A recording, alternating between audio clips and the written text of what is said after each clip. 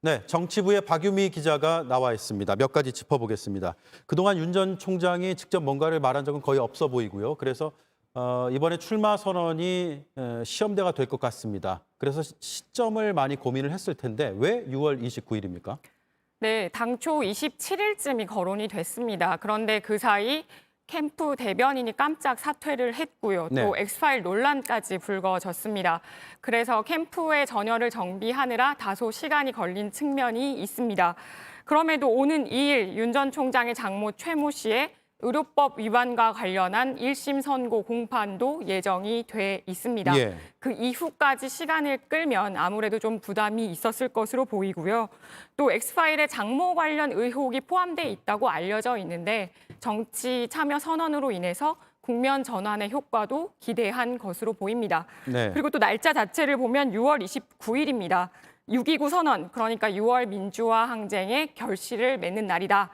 그래서 이러한 의미도 고려했다는 얘기가 나옵니다. 네, 장소가 윤봉길 의사 기념관인데 여기가 강성 보수주의자로 불리는 황교안 전 대표가 정치 선언했던 곳이거든요. 이곳을 선택한 이유가 있을까요? 네, 일단 앞서 전해드린 대로 윤 전 총장 측이 직접 밝힌 장소 선택에 이유가 있습니다. 살펴보면 애국 정신과 헌법 정신을 강조하는 내용이 포함이 돼 있습니다.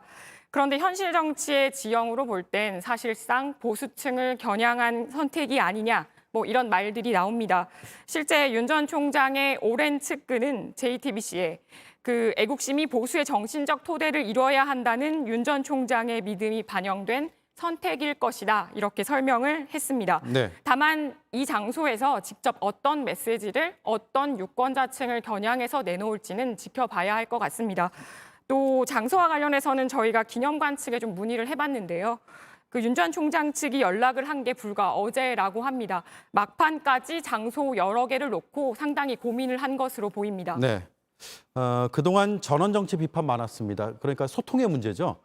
그런데 이번에도 언론사 한 곳당 기자 한 명으로 제안을 했다면서요. 그러면 이게 질의응답이 좀 자유롭게 많이 이루어질 수 있을까 이런 의심이 드는데요. 네, 일단 윤 전 총장 측이 아직 공식적으로 구체적인 일정을 밝히지는 않았는데 질의응답 자체는 있을 것으로 보입니다. 예. 현재 캠프에서는 현장 출입 기자를 각 언론사당 한 명으로 제안을 한 상태입니다.